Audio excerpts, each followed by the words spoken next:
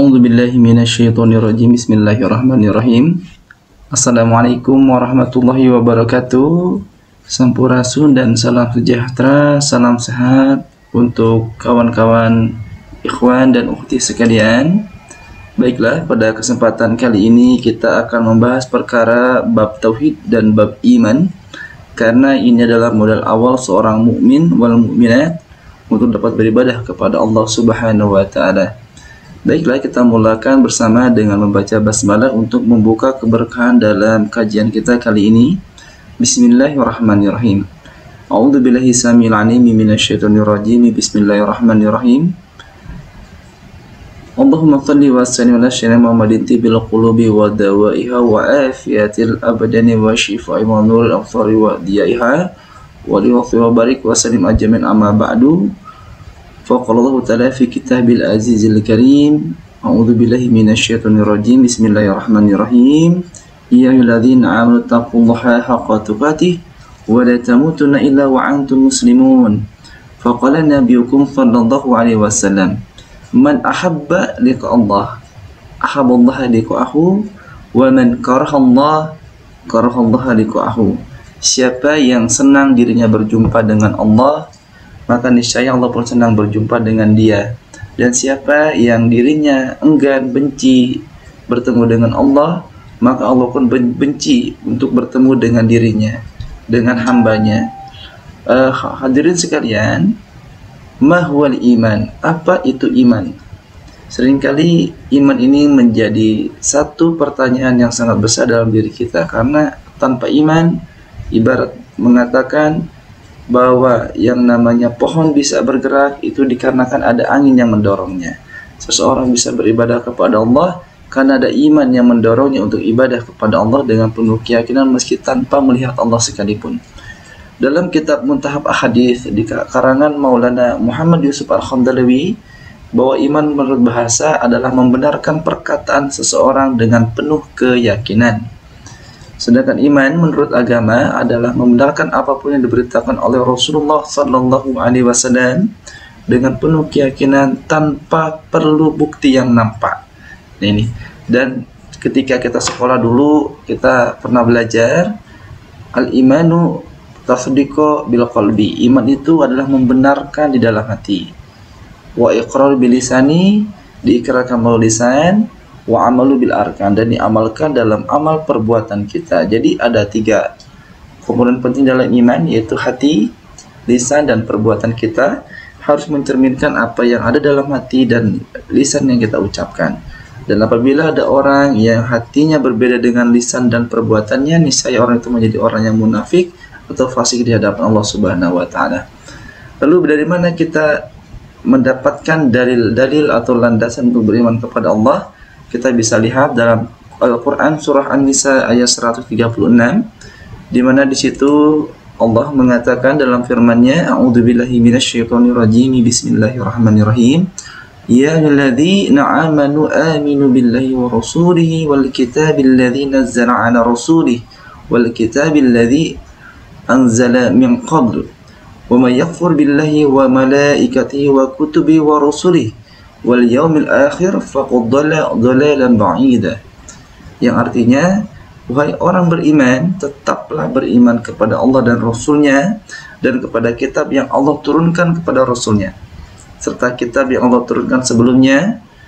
Siapa yang kafir kepada Allah, malaikat-malaikatnya, kitab-kitabnya, rasul-rasulnya, dan hari kemudian, maka sesungguhnya orang itu telah sesat sejauh-jauhnya. Ya, ayat ini mengatakan bahwa iman yaitu iman kepada Allah, iman kepada Rasulnya, kepada kitab-kitabnya, kepada malaikatnya, kemudian kepada qada dan qadar, dan juga hari kemudian. Inilah landasannya dalam surah An-Nisa ayat 136. Kemudian apa saja tanda-tanda orang beriman dalam Al-Quran? Nah, kita ketahui ada banyak ayat dalam Al-Quran, kurang lebih ada 6.000 ayat lebih dengan 114 surah dan juga 30 juz. Ini luar biasa karena hanya satu-satunya kitab suci yang tidak pernah mengalami perubahan atau bertentangan satu ayat dengan satu ayat yang lainnya, dan juga masih dikatakan otentik adalah Al-Quran. Baiklah, kita akan bahas tanda-tanda orang beriman dalam Al-Quran. Kita bisa buka surah Al-Anfal ayat 2-4. Dikatakan sesungguhnya orang-orang yang beriman ialah mereka yang apabila disebut nama Allah bergetarlah hati mereka, dan apabila dibacakan ayat-ayatnya bertambahlah iman mereka, dan hanya kepada Allah mereka bertawakal. Nah, kemudian ayat 3-nya mengatakan, yaitu orang-orang yang mendirikan salat. Siapakah orang-orang beriman? Dalam Al-Quran surah Al-Anfal ayat 3 dikatakan alladzina yuqimuna sholata wa mimma razaqnahum yunfiqun, yaitu orang-orang yang mendirikan salat dan menafkahkan sebagian dari harta atau rezeki yang kami berikan kepada mereka. Kemudian dikatakan pula dalam ayat 4-nya, itulah orang-orang beriman dengan sebenar-benarnya, mereka akan memperoleh beberapa derajat ketinggian di sisi Allah dan ampunan sarjir nikmat yang mulia. Jadi ayat ini kalau teman-teman mempelajari ayat Al-Quran, mempelajari hadis, belajar tentang salat, tentang agama, kemudian merasa tubuh kita menggigil, tubuh kita gemetar, itulah tanda-tanda keimanan merasuk dalam jiwa kita. Dan apabila dibacakan ayatnya bertambah iman mereka. Dan ciri orang beriman apabila diberikan ayat, didengarkan ayat, belajar tentang ayat Al-Quran, mereka bukan semakin pusing, justru semakin bertambah imannya. Adapun efek pusing atau bergetar hatinya itu ketika pertama kita belajar Al-Quran. Namun semakin kesini semakin bertambah Al-Quran, semakin bergetar maka semakin bertambah imannya. Ya, demikian. Kemudian dalam surah Al-Mu'minun pun dibahas sesungguhnya dari ayat 1 sampai ayat 11 dalam surah Al-Mu'minun, surah ke-23 dalam Al-Quran. Qad aflahal mu'minun, beruntunglah orang beriman. Siapa mereka? Yaitu orang yang khusyuk dalam sembahyangnya. Kemudian orang yang menjauhkan diri dari perbuatan dan perkataan yang sia-sia tiada guna, yaitu orang yang menunaikan zakatnya, orang yang menjaga kemaluannya. Artinya orang yang menjadi perbuatan seksual yang dibenci Allah, kecuali kepada istri-istri mereka atau budak yang mereka miliki, maka sesungguhnya mereka dalam ini tidak tercela, kecuali mereka yang seksualnya disalurkan kepada yang halal, yaitu istri mereka. Kemudian mencari yang dibalik itu, maka mereka itulah orang yang melampaui batas, jadi tidak boleh melakukan seksual atau homoseks.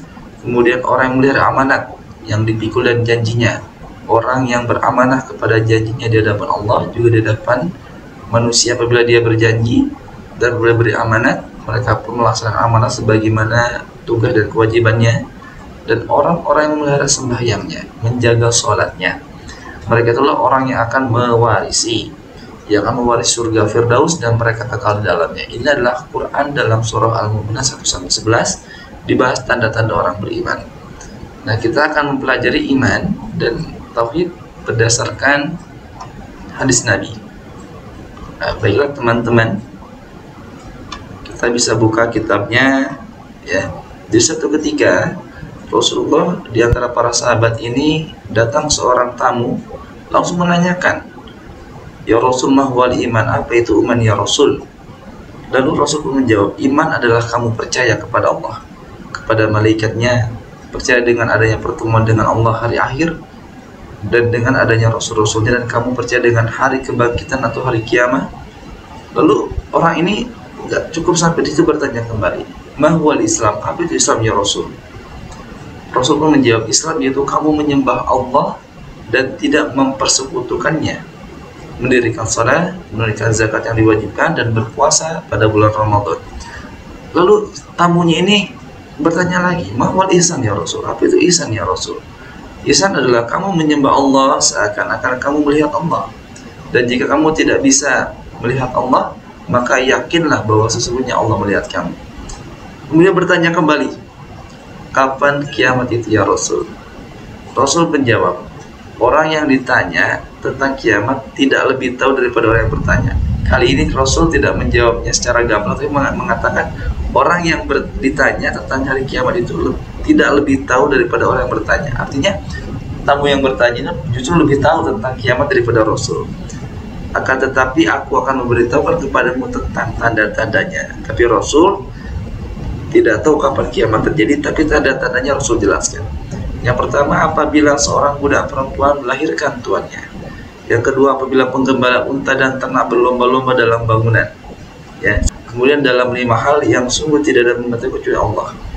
Kemudian Nabi membacakan ayat yang artinya sesungguhnya Allah hanya pada sisinya sajalah pengetahuan tentang kiamat, dan dialah yang menurunkan hujan dan mengetahui apa yang ada dalam rahim, dan tidak seorang pun yang dapat mengetahui dengan pasti apa yang akan diusahakannya besok, dan tidak pula seorang pun yang dapat mengetahui di bumi mana dia akan mati.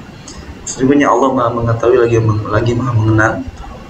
Lalu orang yang bertanya tadi lantas pergi, kemudian Rasul bersabda, kembalikanlah ia, akan tetapi mereka tidak melihat apa-apa. Maksudnya Rasul minta kepada sahabat bahwa orang itu kembali ke sini, gitu. Orang itu udah pergi, tapi Rasul minta bahwa orang yang barusan nanya kemari, kalau bahasa kita. Akan tetapi justru sahabat tidak melihat apa-apa. Maka Rasul bersabda, wa Jibril, dia adalah Jibril yang datang untuk mengajarkan manusia tentang agama mereka. Nah inilah jadi tentang iman Islam dan ihsan ini hadisnya justru sahih, bahkan malaikat Jibril mengajarkannya kepada manusia dengan datang langsung kepada Nabi. Ya. Kemudian kita akan bahas juga seringkali iman kita itu turun naik nih. Nah, turun naik. Padahal kita tahu bagaimana sih cara memperbarui iman. Bisa nggak iman diperbarui kayak kita nih punya motor rusak, motornya terus diganti gitu. Nah, di sini ada hadis mengatakan An Abi Hurairah radhiyallahu anhu qala qala Rasulullah sallallahu alaihi wasallam.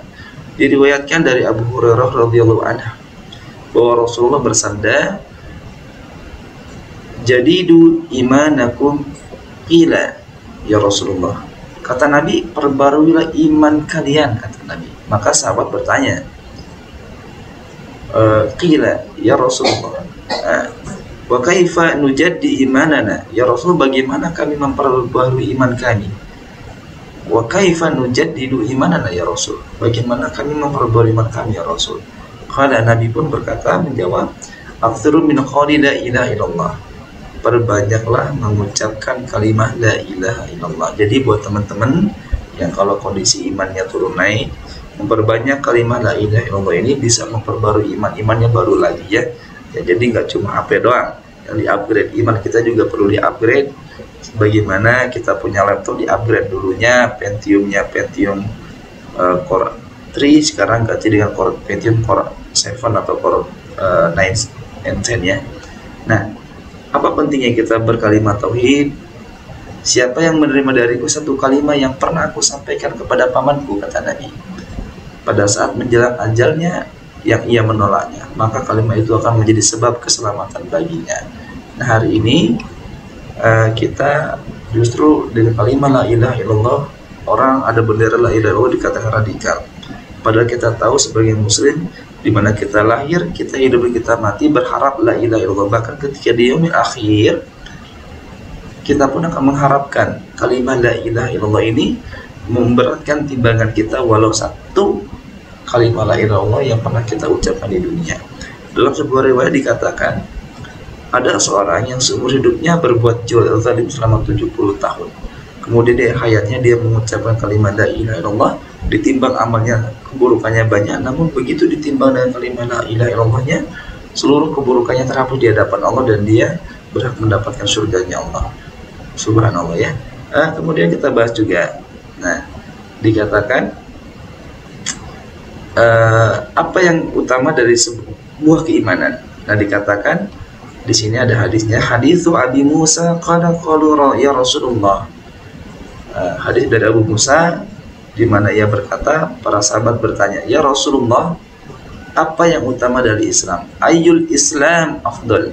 Apa yang utama dari Islam? Qala man salimal muslimuna min lisanihi wa yadihi. Yang utama dari seorang muslim dari Islam adalah orang yang karenanya kaum muslimin selamat dari gangguan lisan dan tangannya. Hati-hati menggunakan Facebook, menggunakan medsos, juga lisan dan tangan kita, khawatir ada yang terjadi ini ya. Nah ini ada hadis, kita bisa buka bareng-bareng.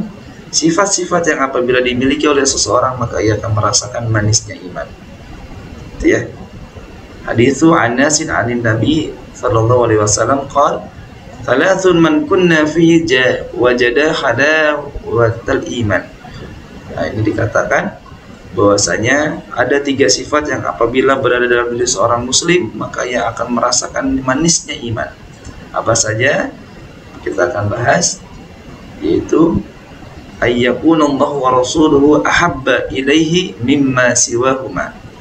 Bahwasanya sifat yang pertama yaitu ia lebih mencintai Allah dan Rasulnya daripada selain keduanya itu. Dia lebih mencintai Allah dan Rasul daripada perkara yang lain. Kalau bahasa kita mah, pokoknya number one is Allah dan Rasulullah. Kemudian ia mencintai seseorang. Nah, di sini dikatakan bahwasanya wa ayyuhibbal mar'u la yuhibbuhu illallah. Ia mencintai seseorang, baik itu seorang kekasih, seorang ayah, seorang ibunya, hanya semata-mata karena Allah. Jadi kita berbakti kepada orang tua karena Allah, mencintai pasangan kita karena Allah, beribadah pun karena Allah, bukan karena yang lain. Bahkan dikatakan kemudian yang ketiga yaitu wa yakraha ayyauda fil kufri kama yakrahu ayyuqdhafa finnar. Kemudian dikatakan Rasulullah berkata bahwa ia mencintai seorang tadi ya, ia mencintai seorang karena Allah, dan kemudian ia enggan kembali dalam kekufuran sebagaimana ia benci untuk dilemparkan Allah ke dalam neraka. Jadi harusnya kita benci kepada kekufuran, kepada kezaliman sebagaimana kita benci kalau melihat nanti di hari kiamat apabila kita dilemparkan Allah ke dalam nerakanya. Nah, lalu apa tanda-tanda orang beriman yang berikutnya? Ada tambahan di sini. Haditsu Anas qala Nabi sallallahu alaihi wasallam ya la yu'minu ahadukum hatta akuna habba ilaihi min walidihi wan nasi ajmain. Nabi bersabda, seseorang di antara kamu tidak akan sempurna imannya sehingga ia mencintai aku, kata Nabi, melebihi cintanya kepada kedua orang tuanya, anak-anaknya, dan semua manusia. Nah ini. Dan ternyata iman kita akan berkurang karena melakukan perbuatan maksiat, dan bahkan bisa lenyap karena selalu bergelimang dalam perbuatan maksiat. Inilah yang kemudian membuat orang apa ciri-ciri orang beriman. Teman-teman bisa saksikan apabila mendengar azan subuh kita bergegas sholat berjamaah bagi laki-laki, karena apabila kita mendengar sholat subuh itu tanda bahwa ada kemunafikan dalam diri kita. Nah, maka perbaiki sholat kita. Nah, kemudian apa saja sifat-sifat orang munafik? Dikatakan bahwasanya Abdullah bin Amr meriwayatkan sebuah hadis dari Rasulullah SAW, 4 sifat yang siapa mengerjakannya maka ia menjadi orang yang benar-benar munafik. Ada 4 tadi. Yang pertama, apabila dipercaya ia berkhianat. Yang kedua, apabila bicara ia berdusta. Apabila berjanji tidak menepati, dan apabila bertengkar atau berkompetisi pasti curang. Dan teman-teman hati-hati kalau dalam hatinya pengen curang sama temennya ya. Nah, maka boleh jadi ada kemunafikan. Namun dalam hadis lain dikatakan hadis Abi Hurairah radhiyallahu anhu dari Nabi sallallahu alaihi wasallam qala ayatul munafiq thalath. Dari Abu Hurairah Nabi meriwayatkan sebuah hadis berkata tanda orang munafik thalathun ada 3.